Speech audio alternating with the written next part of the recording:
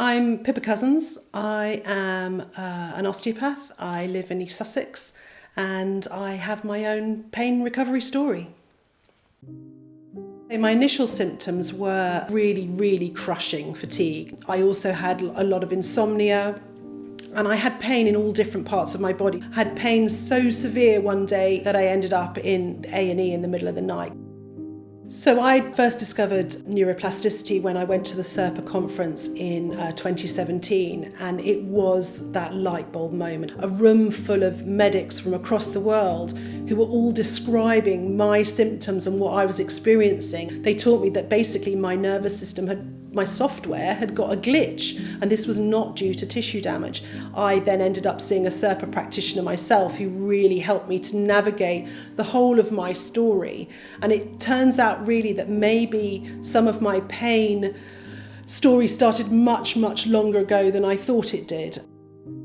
I think it is a really big leap to ask people to take, to go from actually this is something you're experiencing in your body and that it's actually got something to do with perhaps your mind and your emotions and your nervous system. The biggest understanding of my story was the biggest tool in the neuroplastic journey. All the bits of things that had happened to me for the whole of my lifetime had almost sort of gathered in my neuroplastic backpack, if that makes sense. We are a whole system. You can't separate the mind from the body. We are a whole unit, and everything that happens to us, whether that's physical or emotional or stressful, affects our vessel, affects our body.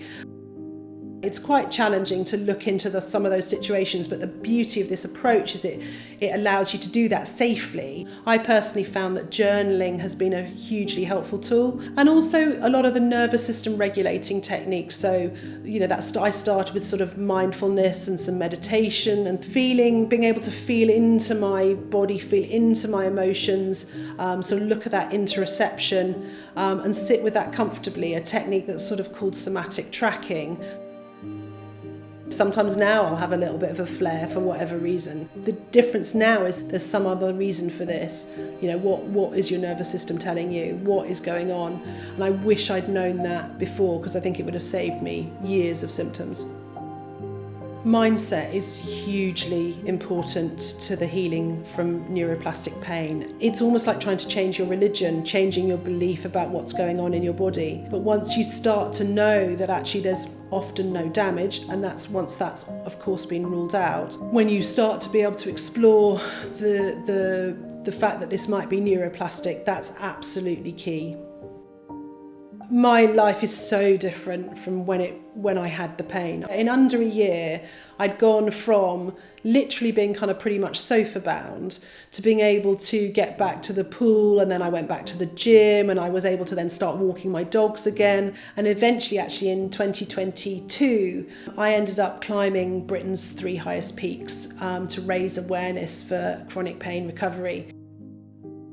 It's amazing to suddenly feel that you're part of a supportive environment. It's okay that you have a wobble, and they're there to say, that's okay. You've got all these skills now to be able to change that. There's nearly always somebody else who's experienced something that you've experienced, and so that's a beautiful way of, helping to guide and support you on your journey.